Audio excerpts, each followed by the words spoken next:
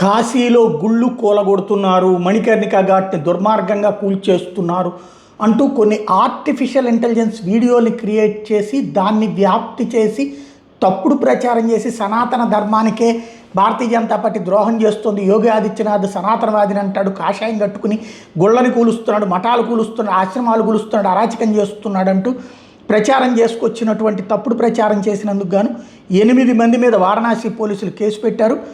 ఆప్ MP Sanjay Singh, పప్పు Yadav, Congress leader Jaswinder కౌర్ల మీదన తో పాటుగా టోటల్గా 8 మంది మీద కేసు పెట్టారు. ఇదంతా కూడా అంటే ఒరిజినల్ వీడియోలను చూపెడుతూ మొన్ననే యోగి ఆదిత్యనాథ్ ప్రెస్ కాన్ఫరెన్స్ కూడా పెట్టారు.